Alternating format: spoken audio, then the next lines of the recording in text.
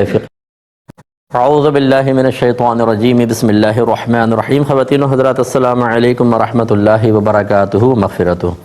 کچھ offer questions ہیں وہ لیتے ہیں۔ آپ جانتے ہیں پروگرام احکام شریعت ہے، فقہ حنفی سے متعلقہ مسائل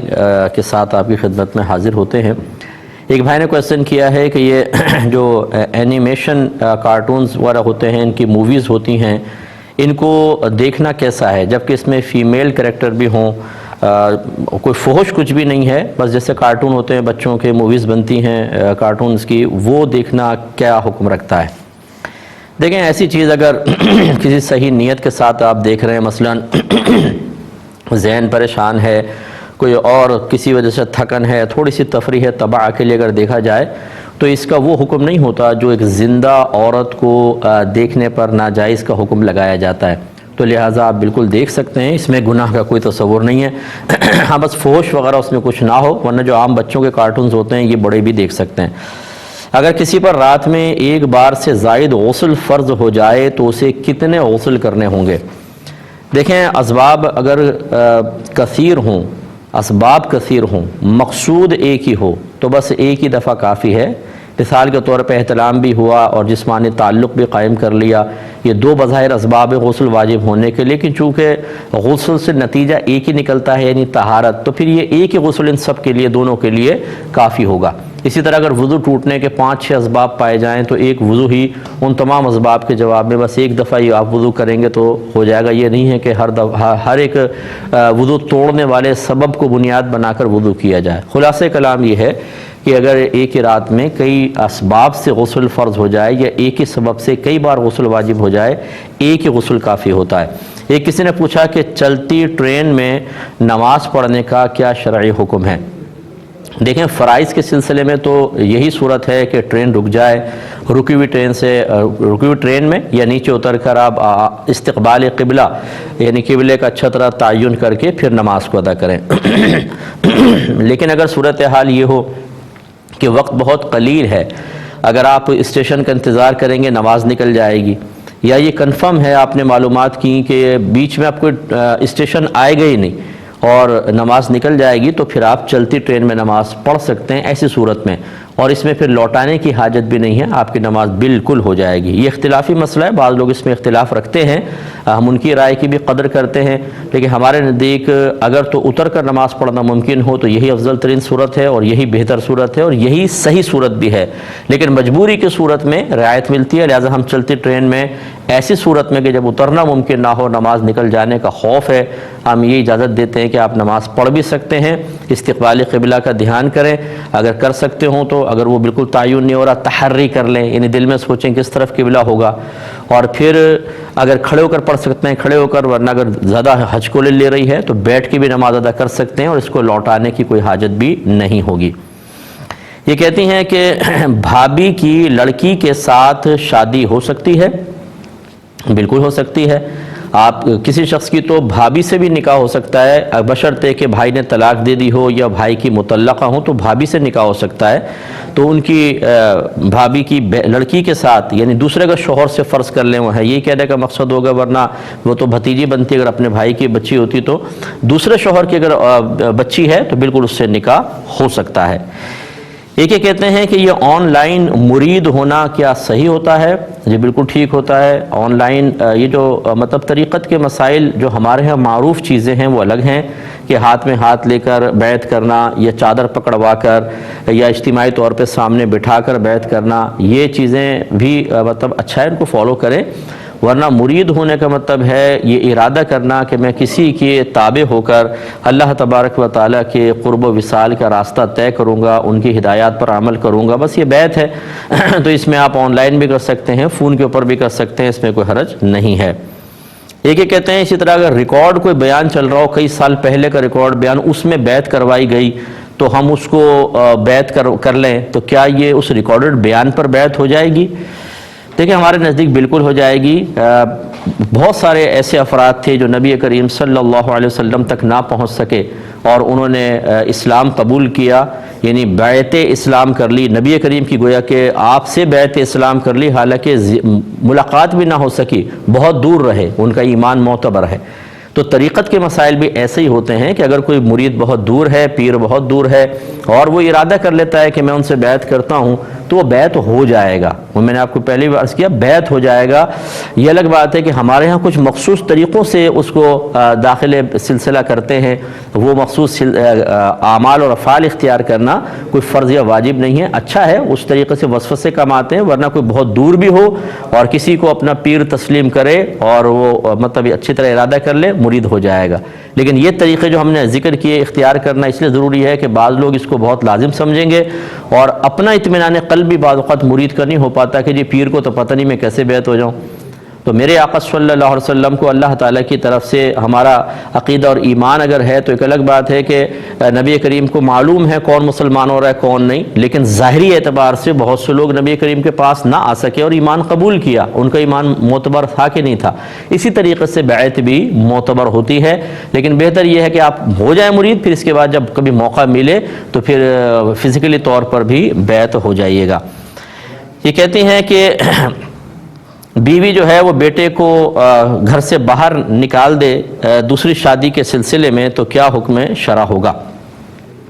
یعنی بیوی بیٹے کو گھر سے باہر نکال دے تاکہ دوسری شادی کرے، بیٹے کو گھر سے باہر نکال دیا، یہ کیا حکم شرع ہے؟ دیکھیں، اگر وہ ماں کا مکان ہے، ان کی ذاتی ملکیت میں ہے، اس وجہ سے انہوں نے بیٹے کو نکالا تو ان کو حق تو حاصل تھا، لیکن مناسب نہیں ہے، ہم یہ کہیں گے مناسب نہیں ہے۔ اور اگر وہ مال وراثت تھا کہ اس میں بیوی کا حق بھی ہے اور بچے کا حق بھی ہے، شوہر کی پراپرٹی تھی، تو پھر اس بیٹے کو بے دخل کرنا شرعاً جائز نہیں ہوگا، وہ اپنا مطالبہ کر سکتا ہے۔ تو یہ ہمارے ہاں بڑی عجیب غریب صورتحال ہے کہ دنیاوی مادی اشیاء کے حصول کے لیے، کچھ فائدوں کے لیے، کچھ بینیفٹس کے لیے ہم بعض اوقات جو قریب ترین رشتے ہوتے ہیں ان کو بہت ہی معمولی اور حقیر سمجھتے ہیں اور ان کے خلاف کام کرتے ہیں، جو ان کا تقاضا ہے، جو ان کا تقدس پامال ہونے کے سلسلے میں شریعت مطالبہ کرتی ہے کہ فلاں فعل نہ کرو، لیکن ہم اس کو کر رہے ہوتے ہیں، اس کے اجتناب کرنا چاہیے۔ ایک یہ پوچھا تھا کہ اگر یہ تو میں نے شاید جواب دے دیا ہے۔ ایک کویسچن یہ کیا گیا تھا کہ کچھ لوگ سعودیہ سے، یہ کویسچن تھا کہ کچھ لوگ سعودیہ میں ایسے ہیں جو انڈیا پاکستان سے لوگوں کو یہاں بلوا لیتے ہیں اور بلوانے کے بعد پھر آزاد چھوڑ دیتے ہیں کہ تم جہاں چاہے کام کرو، پھر جو تھوڑا بہت قانونی کارروائی تھی ان کی وہ جاری رکھتے ہیں کہ مطلب کبھی پوچھا چھاپا پڑا فلاں آدمی کہاں ہے، جی فلاں وہاں ہے، ورنہ ان کو چھوڑ دیتے ہیں اور 300 ریال پر منتھ ان سے لیتے رہتے ہیں۔ کیا حکم شرع ہوگا؟ دیکھیں، یقینی سی بات ہے کہ یہ انلیگل ہے۔ آپ کمپنی کے ویزے کے اوپر کسی کو بلواتے ہیں، کمپنی کا اقامہ ان کو دلواتے ہوں گے، لازم سی بات ہے، اور پھر یہ کہنا کہ اب کمپنی کو چھوڑو، تم آزادانہ کہیں پر بھی کام کر لو، تو یہ انلیگل ہے، یعنی غیر قانونی ہے۔ اور جب کوئی عمل ایسا ہو کہ جو قانون کے خلاف ہو اس کو اختیار کرنا گناہ ہوتا ہے، اور اس کی وجہ یہ ہے کہ جب آپ وہ کام اختیار کریں گے تو لازم سی بات ہے کہ آپ کی گرفت بھی ہو سکتی ہے، آپ جیل میں جا سکتے ہیں، آپ پہ جرمانہ لازم ہو سکتا ہے، اور اس طریقے سے آدمی کا اپنے آپ کو ذلت پر پیش کرنا لازم آتا ہے، اور شریعت اس کو منع کرتی ہے کہ مسلمان ایسا کوئی فعل کرے، کوئی ایسی بات کہے کہ جس سے اپنے آپ کو ذلت پر پیش کرے، اس کو منع کیا جاتا ہے، لہٰذا یہ صحیح نہیں ہوگا، یہ گناہگار ہوں گے، ان کا پیسہ لینا بھی اس طرح گناہ ہے اور دینا بھی گناہ ہے۔ لیکن جو وہاں پر جا کے اس طرح جائز کام کرے گا، اس کی سیلری اس کے لیے بالکل جائز ہے، سیلری جائز ہے، یہ فعل گناہ ہے، اس سے اجتناب کرنا چاہیے۔ یہ کہتے ہیں کہ بعض لوگ ایسے ہیں کہ جب ہم انہیں علماء کی کچھ بات بتاتے ہیں تو وہ کہتے ہیں کہ بھئی ہر بات کا جواب قرآن و حدیث سے دو، مولویوں کی کوئی بات ہمیں نہیں ماننی۔ اب انہیں کیا جواب دیا جائے؟ دیکھیں، مسئلہ یہ ہے کہ پہلے ان سے یہ کویسچن کریں کہ تم یہ ثابت کر دو کہ ہر بات کا جواب قرآن و حدیث میں موجود ہے۔ اگر وہ ثابت کر دیں، فقیر ان کا غلام بن جائے گا۔ نبی کریم صلی اللہ علیہ وسلم نے حضرت معاذ بن جبل رضی اللہ تعالیٰ عنہ کو جب یمن کا حاکم بنا کر بھیجنا چاہا تو دریافت فرمایا کہ معاذ آپ کس چیز سے فیصلہ کریں گے؟ عرض کی اللہ کی کتاب سے۔ فرمایا اگر تم اس میں نہ پاؤ تو فَإِن لَمْ تَجِدْ، سرکار نے فرمایا اگر تم اس میں نہ پاؤ تو، عرض کی میں سنت رسول سے فیصلہ کروں گا، یعنی حدیث سے۔ سرکار نے فرمایا اگر تم اس میں نہ پاؤ تو عرض کی کہ پھر میں اپنی رائے سے فیصلہ کروں گا۔ نبی کریم صلی اللہ علیہ وسلم خوش ہوئے اور آپ نے خوشی سے ان کے سینے پہ ہلکا سا ہاتھ مارا اور ارشاد فرمایا کہ اللہ تعالیٰ کا شکر ہے کہ اس نے رسول کے قاصد کو اس چیز کی توفیق عطا فرمائی جس سے اللہ تعالیٰ اور اس کا رسول راضی ہیں۔ اس کا مطلب ہے کہ مسائل دو تین طریقے سے ثابت ہوں گے، قرآن سے ثابت ہوں گے، حدیث سے ثابت ہوں گے اور قیاس سے ثابت ہوں گے۔ حضرت معاذ بن جبل نے اپنی رائے کا جو فرمایا قیاس، اب یہ کہنا کہ جو قیاس کو ہم چھوڑ دیں، نہیں مانتے، قرآن و حدیث سے ہر چیز کا جواب دو، تو پھر ایسے لوگوں سے بہت سارے کویسچن آپ کر سکتے ہیں کہ جن کا جواب قرآن و حدیث میں موجود نہیں ہوگا، اور پھر ان سے کہیں کہ اب تم قرآن و حدیث سے جواب دو، تو وہ نہیں دے سکتے۔ تو یہ مطلب خواہ کی مطلب ضد ہے اور غیر شرعی ضد ہے۔ اگر ایسے ہی ہوتا کہ سب کچھ قرآن مجید میں تھا تو اللہ تعالیٰ نے کیوں فرمایا اطیعوا اللہ واطیعوا الرسول واولی الامر منکم، اللہ کی اطاعت کرو، اس کے رسول کی اطاعت کرو اور ان لوگوں کی اطاعت کرو جو تم میں حکم والے ہیں۔ ایک مستند قول کے مطابق اس سے مراد ہیں مجتہدین، فقہا۔ تو اگر سب کچھ قرآن و حدیث میں تھا تو صرف اتنا ہوتا اطیعوا اللہ واطیعوا الرسول، اللہ کی اطاعت کرو قرآن کے ذریعے، رسول کی اطاعت کرو حدیث پر عمل کر کے، بس ختم، اس میں سب کچھ موجود۔ پھر علماء کی اطاعت کس لیے حکم دیا؟ پھر یہ کیوں فرمایا فَاسْأَلُوا أَهْلَ الذِّكْرِ إِن كُنتُمْ لَا تَعْلَمُونَ، اگر تم نہیں جانتے تو اہل علم سے سوال کرو؟ یہ فرمانا چاہیے تھا اگر تم نہیں جانتے قرآن دیکھو، تم نہیں جانتے تو حدیث دیکھو۔ اب یہ کہہ رہے ہیں مولویوں سے نہ پوچھو، اللہ تعالیٰ فرما رہا ہے کہ مولویوں کے پاس جاؤ، علماء کے پاس جاؤ۔ اس کا مطلب ہے کہ ان کی یہ بات جو اس بات کا مطالبہ کر رہے ہیں کہ ہر چیز کا جواب قرآن سے دیں، وہ خود قرآن کے خلاف جا رہا ہے۔ تو جہالت اسی طریقے سے انسان کو جہالت بھی اور نفس و شیطان اسی طرح انسان کے دماغ کو گھما کر اسے غلط راستے پہ چلا رہے ہوتے ہیں اور وہ اپنے آپ کو حق سمجھ رہا ہوتا ہے۔ پھر یہ کہنا ہے کہ ہمیں مولویوں کی بات نہیں ماننی، مولویوں سے مراد آپ کی کیا ہے یہ بتائیے؟ علماء، فقہا، مفتیان کرام، تو اس کا مطلب ہے پھر آج کے دور کے نہیں، تمام مولویوں کی بات نہ مانے نا۔ تو اگر مولوی سے مراد وہ جس کے پاس قرآن کا علم ہے، حدیث کا علم ہے، جو داڑھی والے ہیں، تو تمام انبیاء علیہ السلام اللہ کی کتابوں کا علم رکھتے تھے، داڑھی والے تھے، تمام صحابہ ایسے تھے، تمام اولیاء اعظام ایسے تھے۔ اب آپ کہتے ہیں ہمیں مولویوں کی بات نہیں ماننی، تو مولوی سے مراد کیا اس کے تعین کر دیں، پھر ہم ثابت کریں گے کہ ان کی بات مانے بغیر گزارا ہی نہیں ہوتا۔ اس لیے توبہ کر لینے میں بہتری۔ ایک مختصر سا بریک لیں گے، ہمیں یقین ہے آپ ہمارے ساتھ ہی رہیں۔ ایک کویسچن تھا، یہ انہی کے ریلیٹڈ تھا، انہی شخص نے کیا تھا کہ ہم کسی کو کہتے ہیں کہ جی جتنا بھی انسان اپنی چیز پہ نفع لینا چاہے وہ لے سکتا ہے، بشرطے کہ یہ زیادہ نفع لینا دوسروں کے لیے باعث تکلیف نہ ہو۔ تو اسی شخص نے یہ کہا کہ یہ جائز نہیں ہے، قرآن میں تو ہے کہ نفع زیادہ نہ لو، تو یہ کیسے آپ زیادہ نفع کو جائز کہہ رہے ہیں؟ یہاں پر بھی دیکھیں وہی بات ہے، کہیں قرآن میں نہیں لکھا یا حدیث میں نہیں لکھا کہ زیادہ نفع لینا منع ہے۔ یہ بعض لوگ کہتے ہیں کہ جی آٹے میں نمک کے برابر نفع جائز ہوتا ہے، اس سے زیادہ نہیں۔ یہ بھی قول کسی قرآن و حدیث میں نہیں ہے، کسی بزرگ کا نہیں ہے، لوگوں کی اپنی بنائی ہوئی بات ہے۔ یہ ایک پین اگر 5 روپے کا آتا ہے، میں اس کو 5 لاکھ کا بیچ سکتا ہوں، یہ میری مرضی ہے۔ بس ان چیزوں کو بہت زیادہ مہنگا کر کے بیچنا منع ہوتا ہے جو لوگوں کی سخت ضرورت کی ہیں، اور اس مہنگائی کی وجہ سے ان لوگوں کو شدید اذیت پہنچے گی، وہ اذیت میں مبتلا ہوں گے، جیسے غلہ وغیرہ خاص طور پر، کہ ضرورت بھی بہت زیادہ ہو، اور اس وقت آپ مہنگا کر کے بیچیں کہ لوگ اس مہنگے چیز کو خریدنے پر مجبور ہوں اور وہ تکلیف میں مبتلا ہوں، یہ نفع لینا منع ہوتا ہے۔ اب اگر فرض کر لیں گندم بہت زیادہ مقدار میں آٹا ہے اور بالکل سستا بک رہا ہے ہر دکان کے اوپر، لیکن وہی آٹے کا تھیلا جو 100 روپے کو وہ بیچ رہا ہے، میں اس کو 1000 کا بیچ رہا ہوں، شرعاً بالکل جائز ہے، کیونکہ میرے اس بیچنے سے وہ مجبور نہیں ہے کہ وہ مجھ سے آ کے خریدے، نہیں لے دوسری جگہ جا کے لے لے گا، تو وہ تکلیف میں مبتلا نہیں ہوگا۔ تو پھر یہ اگر فرض کر لیں کہ میں 1000 کا بیچ رہا ہوں اور کوئی میری عقیدت میں صاحب آپ 1000 کا بیچ رہے ہیں، ہم آپ سے 1000 کا ہی لیں گے، اور اس نے لے لیا، تو یہ میرے لیے 900 کا نفع جو میں نے اضافی لیا بالکل شرعاً جائز ہے، اس میں کوئی منع نہیں ہے۔ تو بس جہاں پر لوگ تکلیف میں مبتلا ہوں گے، جہاں شریعت نے خاص منع کیا وہیں پر ممنوع ہے، ورنہ جتنا چاہے آپ نفع لے سکتے ہیں۔ ایک ہی کہتی ہیں خاتون نے فرمایا کہ اگر عورت مخصوص ایام میں ہو اور نماز کا وقت آئے اور گھر کا کوئی بچہ یہ پوچھے کہ آپ نماز پڑھ دیں، نماز کیوں نہیں پڑھ رہی، تو اگر ہم اس مخفی معاملے کو اس سے چھپانے کے لیے یوں کہہ دیں کہ میں نے پڑھ دی ہے نماز، تو کیا اس طرح جھوٹ کہنا شرعاً جائز ہوگا؟ دیکھیں شرعاً جائز نہیں ہے، کوئی ایسا ہیلہ شرعی کریں کہ جس میں مطلب وہ سمجھے کہ نماز ادا ہو گئی اور صراحتاً جھوٹ بھی نہ ہو، اس طرح ایک دم بالکل صاف صاف جھوٹ بولنا غلط ہوتا ہے۔ اور ہمارا مشورہ اس میں یہ ہوگا کہ فقہا نے یہ لکھا ہے باقاعدہ کہ جن بہنوں کے ایام چل رہے ہوں وہ نماز کے اوقات میں بالکل نماز کا سا وضو کر کے مصلی پر بیٹھ کر اتنی دیر ذکر الہی کر لیں تاکہ نماز کی عادت قائم رہے، کیونکہ اگر ایک بہن کے 10 دن حیض آتے ہیں تو 50 نمازیں وہ چھوڑے گی، جب 50 نمازیں چھوڑنے کی ایک عادت پڑ جاتی ہے نفس کو، تو 10 دن کے بعد دوبارہ نماز پڑھنا اس کے لیے بہت آزمائش ہوگا، اور پانچوں نمازوں کی پابندی بہت مشکل ہوگی. بہت سی بہنیں میری اس بات کی تائید کریں گی کہ واقعی پھر دوبارہ روٹین میں آنا بہت مشکل ہو جاتا ہے. اس لیے فقہاء نے لکھا کہ مستحب یہ ہے کہ نماز کے اوقات میں عورت بالکل نماز کی طرح تیاری کر کے مصلی پہ بیٹھ کر ذکر الہی کرے تاکہ عادت قائم رہے. اب اگر اس فقہاء کی اس سنت پر، اس بات پر عمل کر لیا جائے، اس قول پر عمل کر لیا جائے تو بچے سمجھیں کہ نماز ہی پڑھ رہی ہیں بیٹھ کے، تو وہ کوئی کچھ بھی کہنے کی ضرورت نہیں.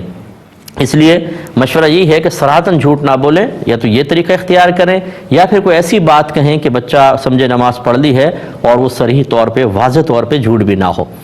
ایک کالر ہمارے ساتھ ہیں، پہلے کال لیتے ہیں. السلام علیکم. السلام علیکم مفتی صاحب. وعلیکم السلام. جی میں کوہاٹ سے بات کر رہی ہوں. جی میری بھابھی ہے تو وہ جب وضو کرتی ہے نا تو پہلے الٹا کاؤنٹ ہوتی ہے. کون؟ تو ذرا اس کے بارے میں بتا دیں. کون؟ بھابھی ہے تو وہ اچھا بھابھی، ٹھیک. اچھا میں عرض کرتا ہوں. ایک اور کالر ہیں. السلام علیکم. شاید لائن ڈراپ ہو گئی. یہ کہتے ہیں کہ یہ تمہید تو یوں باندھی تھی کہ جان بچانا فرض ہوتا ہے، تو میں نے وائی فائی کا کنیکشن لے کے اپنے دوست وغیرہ کو بھی اس کو پاسورڈ وغیرہ دے دیا ہوگا. اب اگر میرا دوست اس کو مس یوز کرتا ہے تو کیا اس کا وبال مجھ پر بھی ہوگا؟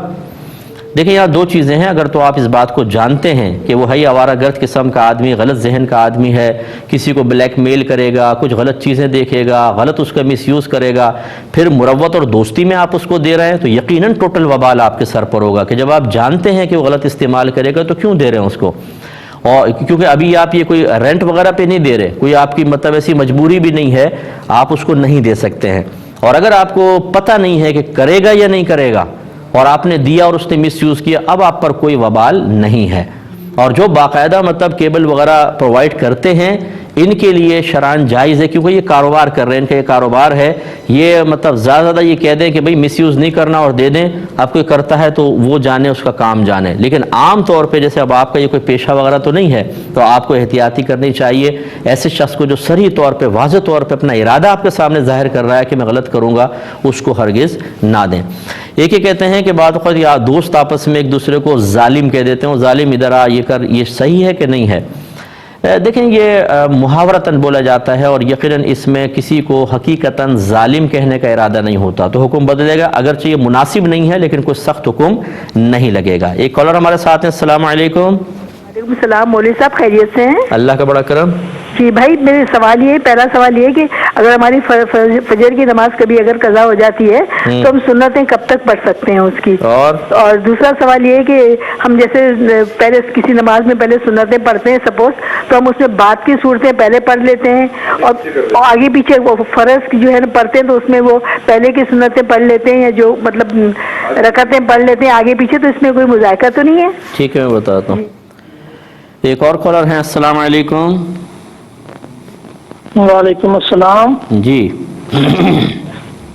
سر میرا نام سمیع اللہ ہے، میں کھیر سے بات کر رہا ہوں. اور میرا سوال یہ ہے کہ اگر بندہ غسل کرتا ہے بعد میں وضو نہیں کرتا، کیا اس سے نماز ہو جاتی ہے کہ نہیں اسی غسل سے؟ اور میں بتاتا ہوں انشاءاللہ. ایک یہ پوچھا کہ فاتحہ سے پہلے، یعنی سورہ فاتحہ سے پہلے یا سورہ فاتحہ کے بعد اگر کوئی تشہد پڑھ لیتا ہے تو کیا حکم شرع ہوگا؟ دیکھیں جان بوجھ کے تو نہیں پڑھنی چاہیے، لیکن غلطی سے پڑھ جائیں تو وہ ایک ذکر الہی کی صورت ہے، اس میں کوئی سجدہ سہو لازم نہیں ہوگا. ہاں انہوں نے دوسرا پوچھا کہ تشہد میں اگر کوئی بیٹھے اور سورہ فاتحہ پڑھ لے تو اس میں سجدہ سہو ہے، یعنی قیام کے علاوہ کسی اور مقام پہ اگر قرات کر دی جائے تو اس پہ سجدہ سہو ہوتا ہے. اگر کم از کم ایک آیت پڑھ لی تھی تو اس پہ سجدہ سہو کرنا ہوگا. ایک ہی کہتی ہیں کہ دحوہ کبریٰ کا کیا مطلب ہوتا ہے؟ تو دحوہ کبریٰ اصل میں کبریٰ معنی بڑا ہوتا ہے اور دحوہ معنی جب ڈھلتا ہے نا سورج، تو یہ جو صورت ہوتی ہے اس کو دحوہ سے تعبیر کرتے ہیں. تو دحوہ کبریٰ اس لیے کہتے ہیں کہ یہ زوال کا وقت شروع ہو جاتا ہے، اس لیے اس کو دحوہ کبریٰ سے بھی تعبیر کیا جاتا ہے.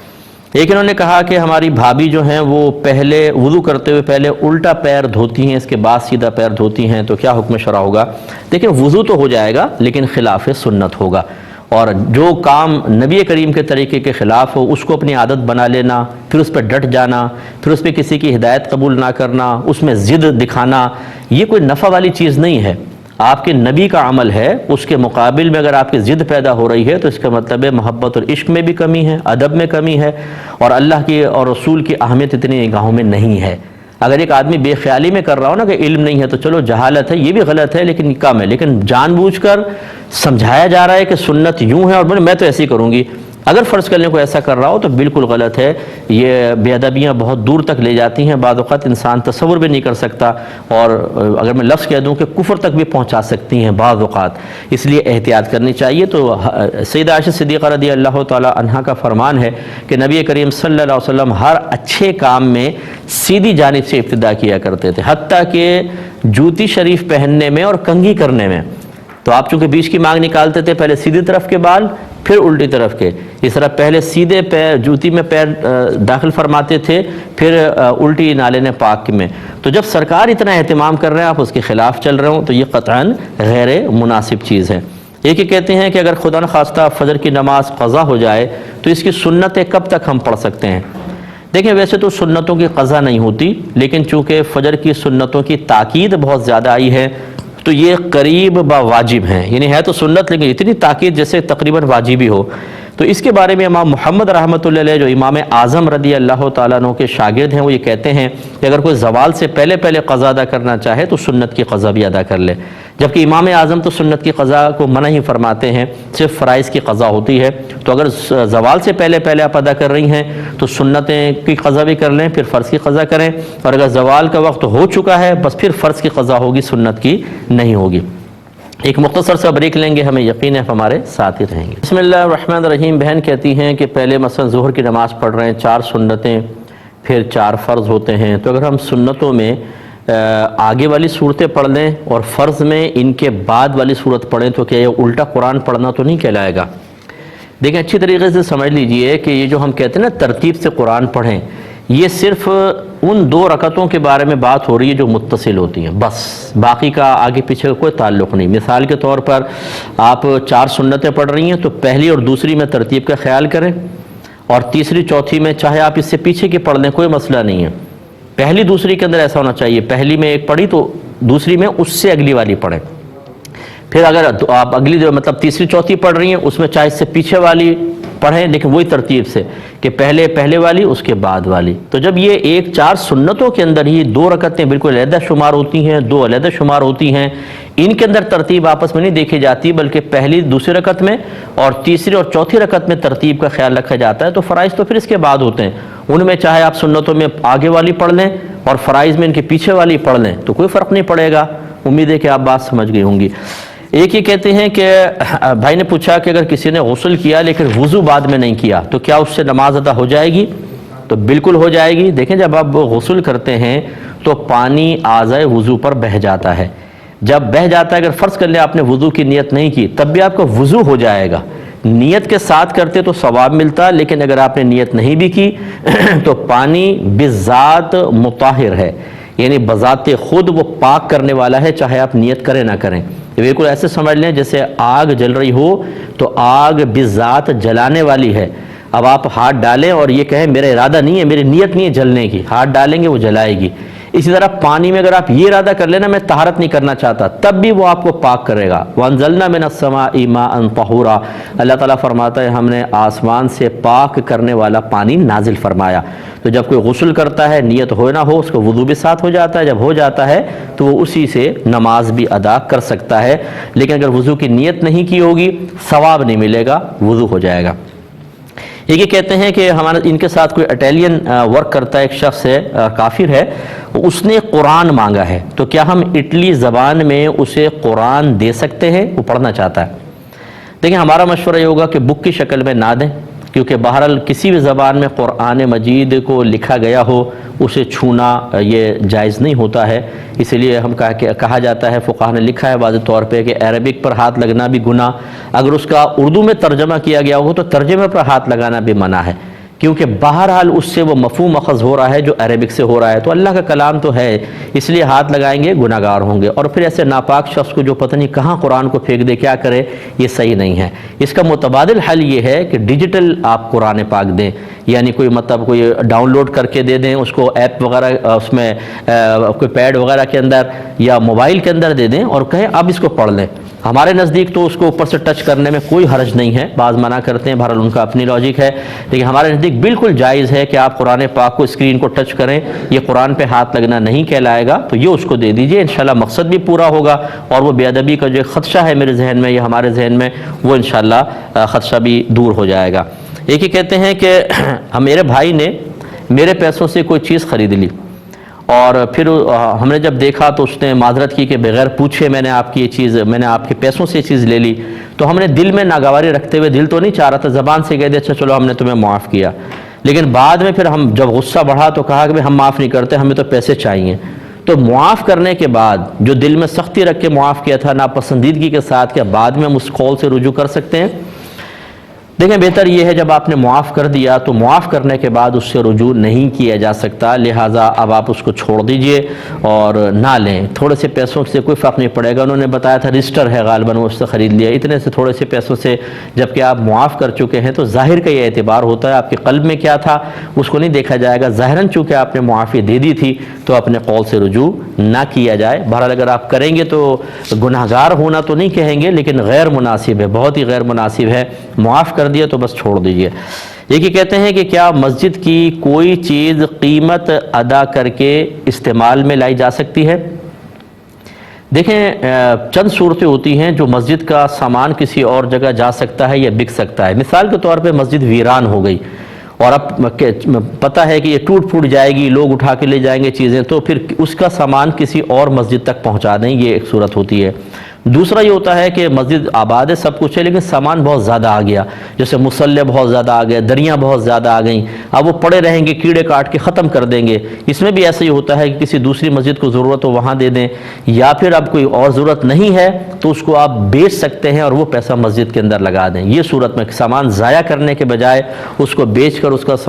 کا پیسہ پھر مسجد میں صرف کیا جائے، ایسی اگر کوئی صورتحال ہے تو ٹھیک ہے۔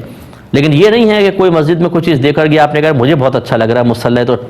ٹرکی کا مسلح دے کر چلا گیا ہے، یہ میں خرید لیتا ہوں، تم یہ پیسہ مسجد میں لگا دو، یہ نہیں کر سکتے کیونکہ تو وقف ہے، اور اس وقت اس کو مسجد سے باہر نکالنے کی کوئی ضرورت بھی نہیں ہے، تو لہٰذا یہ شرعاً جائز نہیں ہوگا۔ تو سخت ضرورت والی چیز اگر کوئی نکالنا ہی چاہتے ہیں، وہ پڑے خراب ہو جائے گی، تو پھر یہ عمل آپ کر سکتے ہیں، ورنہ منع ہوگا۔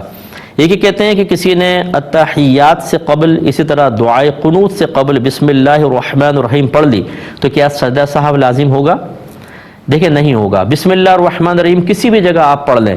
تو وہ بعض جگہ خلاف سنت ضرور ہوگا، جیسے آپ نے سورت کے علاوہ یا الحمد کے علاوہ کسی اور جگہ پر بسم اللہ پڑھ لی تو وہ خلاف سنت ضرور ہے، لیکن اس میں ترک واجب نہیں ہوتا ہے، تو لہذا جب ترک واجب نہیں ہے تو سجدہ سہو بھی نہیں ہوگا۔ یہ کیا کہتے ہیں کہ بعض اوقات لوگ کہہ دیتے ہیں ہم نے قرآن ختم کروانا ہے کسی مردے کے لیے، آپ گھر سے ایک سپارہ پڑھ کر اس کا ثواب ایصال کر دیں تو ہم بخش دیں گے۔ اب جس کو کہا تھا اس نے کہا ٹھیک ہے میں کر دوں گا، لیکن بعد میں بھول گیا، تو کیا اس بھولنے کی وجہ سے جو ادھورا قرآن ایصال ہو گیا اس کا ثواب ایصال کر دیا گیا، تو کیا ہم گناہ گار ہوں گے یا نہیں ہوں گے؟ دیکھیں اس میں کوئی گناہ نہیں ہے، آپ نے اگر جان بوجھ کے بھی نہ پڑھتے تو مطلب کوئی گناہ نہیں تھا، مجبوریاں ہوتی ہیں بہت سی، اور آپ تو بھول گئے تھے، اس میں کوئی وبال نہیں ہے۔ اور یہ سوچنا کہ جی ادھورا قرآن پہنچا ہوگا تو بیچارہ مردہ تڑپ گیا ہوگا کہ جو 29 سپارے یا ایک سپارہ کہاں گیا، بڑا اداس ہو گیا ہوگا، ایسا نہیں ہوتا، ان کو تو آپ چند صورتیں پڑھ کے بخش دیں، مردہ خوش ہو جاتا ہے، تو اس لیے کوئی اس میں مسئلہ نہیں ہے، نہ آپ کی کمی کی وجہ سے مردے کو نقصان ہوا، نہ آپ کی کمی یعنی جو آپ بھول گئے تھے اس کی وجہ سے کوئی آپ گناہ گار ہوئے کہ کوئی ترک واجب ہے، فرض کا ترک ہو گیا، ایسا بھی نہیں تھا، تو لہٰذا کوئی مسئلہ نہیں ہے۔ اب چاہیں تو بعد میں پڑھ کر ان کو مردے کو اس کا ثواب ایصال کر دیجیے گا۔ یہ کہتے ہیں کہ ایک خاتون اپنے شوہر سے نکاح ختم کرنا چاہتی ہیں اور معمولی جھگڑا ہے، اور وہ اپنے آپ کو یوں کہہ کر مطمئن کرتی ہیں کہ تم میرے نصیب میں بہتر نہیں تھے ورنہ میرا خدا غلط فیصلہ نہ کرتا، یعنی یہ جدائی کا فیصلہ گویا کہ میرا نہیں، میرے خدا کا فیصلہ ہے، اور اللہ تو غلط فیصلہ کرتا ہی نہیں، تم میرے نصیب میں نہیں تھی اس لیے اللہ نے مجھے دور کیا ہے۔ تو اس طرح کہنا اور ایسا عقیدہ رکھنا درست ہے یا نہیں ہے؟ تو یہ بالکل درست نہیں ہے۔ یہ وہی نتائج ہیں کہ جب انسان اپنے عقیدے کو باقاعدہ کسی عالم دین سے اچھی طریقے سے نہیں سیکھتا ہے، ادھورے عقیدے ہم سیکھتے ہیں، یہ سمجھتے ہیں کہ مسلمان گھرانے میں پیدا ہو جانے سے ہم کامل مسلمان بھی ہو گئے، اور پھر ہم عقیدے کو صحیح نہ سیکھ کر از خود اپنے ذہن میں کچھ چیزیں مرتب کرتے ہیں، اور پھر بعض اوقات اللہ سے ایسی امیدیں لگا رہے ہوتے ہیں، اللہ کے بارے میں ایسی باتیں کر رہے ہوتے ہیں جیسے بڑی معرفت الہی حاصل ہے، حالانکہ وہ بالکل خلاف شرع اور غلط ہوتا ہے، تو نتیجے پھر بھیانک نکلیں گے۔ تو یہ بھی اسی طریقے سے ہے، اگر خود فیصلہ کر کے غلط فیصلہ کر کے بھی معاذ اللہ اس کو اللہ کی طرف سپرد کرنا کہ اللہ نے کیا اور اللہ تو غلط کرتا ہی نہیں ہے، تو اگر ایک چور آپ کے گھر میں چوری کرے معاذ اللہ اور پھر یہ کہے کہ جی مجھے اللہ نے رزق دیا آپ کی چوری کے ذریعے اور اللہ تو کوئی غلط فیصلہ کرتا ہے نہیں، کیا کہیں گے آپ؟ اسی طریقے سے سینکڑوں مثالیں بن سکتی ہیں۔ میرے آقا صلی اللہ علیہ وسلم نے ارشاد فرمایا کہ جو عورت بغیر کسی معقول وجہ کے، بغیر کسی عذر کے شوہر سے مطالبہ طلاق کرے، وہ برود قیامت جنت کی خوشبو بھی نہیں پا سکتی۔ اب آپ بتائیں اگر یہ فیصلے آپ کے درست ہیں اللہ کی طرف سے ہوں تو پھر نبی کریم ایسا کیوں ارشاد فرما رہے ہیں؟ اور یہ جو معمولی جھگڑے ان میں کوئی عورت طلاق نہیں لے سکتی، نکاح اتنا ختم کرنا آسان نہیں ہے، خصوصاً جو باہر کی ہماری بچیاں اگر مجھے سن رہی ہوں تو خدارا یہ جو آپ کے ذہن کے اندر ہے نا کہ اگر تھوڑا بھی ہوا تو میں طلاق لے لوں گی، میں چھوڑ دوں گی، ہمارے لیے اکیلا رہنا بھی باہر کے ملک میں کوئی مشکل نہیں ہے، یہ اگر دنیا کی زندگی سب کچھ ہوتا تو پھر ایسی باتیں اچھی لگتی، شاید اچھی لگتی، لیکن یہ دنیا کی زندگی سب کچھ نہیں ہے، یہ تو ایک عارضی چیز ہے، اصل زندگی تو موت کے بعد شروع ہوگی، اور وہاں جو نتائج مرتب ہوں گے وہ آپ کی ذہانت یا آپ کے امریکہ، اٹلی، کینیڈا یا جرمنی یا ہمارے پاکستان میں رہنے کی وجہ سے مرتب نہیں ہوں گے، وہ اللہ کے بنائے ہوئے قانون کے مطابق وہاں نتائج مرتب ہوں گے۔ تو بہت سارے ذہین، عقل مند اور اپنے آپ کو بہت ہی اونچا سمجھنے والے ہو سکتا ہے وہاں پہ انتہائی ذلت اور خواری میں مبتلا ہوں کہ انہوں نے اپنی بے جا ذہانت کا استعمال کرتے ہوئے اللہ اس کے رسول کے احکام کو پس پش پھینکا، تو وہاں شرمندگی ان کی مقدر ہوگی، نہ وہ امریکہ کا گرین کارڈ آپ کو بچا سکے گا، نہ یو کے کی نیشنلٹی آپ کے کام آئے گی، وہاں تو نیک اعمال کام آئیں گے، صحیح عقیدہ کام آئے گا۔ اگر میری یہ بہن مجھے سن رہی ہیں تو خدارا ایسا نہ کیجئے، غلط سلط باتیں خود نہ سوچیں، بہت سے لوگ اس قابل نہیں ہوتے کہ از خود وہ کوئی فیصلہ کر سکیں، انہیں چاہیے کہ مسند علماء کرام سے رجوع کریں اور ان کی ہدایت کی روشنی میں پھر کوئی صحیح فیصلہ کریں۔ بہرحال یہ بہن کا کہنا بالکل غلط ہے۔ ایک بس یہ لے لیتے ہیں، بہن نے فرمایا کہ سنا ہے کہ عورت پاؤں میں گولڈ نہیں پہن سکتی، جیسے پازیب وغیرہ، صحیح ہے؟ نہیں، یہ غلط ہے، وہ بالکل پہن سکتی ہے، اس میں گولڈ کوئی ایسی ادب کی چیز کوئی ہے کہ پاؤں میں پہنا تو بے ادبی ہو جائے گی، بالکل پہن سکتی ہے۔ اب اپنے میزبان کو، ہماری کیو ٹی وی کی پوری ٹیم کو اجازت مرحمت فرمائیں، آپ ہمارے لیے دعا کیجئے، ہم آپ کے لیے دعا گو ہیں کہ اللہ تبارک و تعالیٰ آپ کو شریعت کو سیکھنے اور اس کے تقاضے کے مطابق عمل پیرا ہونے کے توفیق عطا فرمائے، آمین۔ وآخر دعوانا ان الحمد للہ رب العالمین۔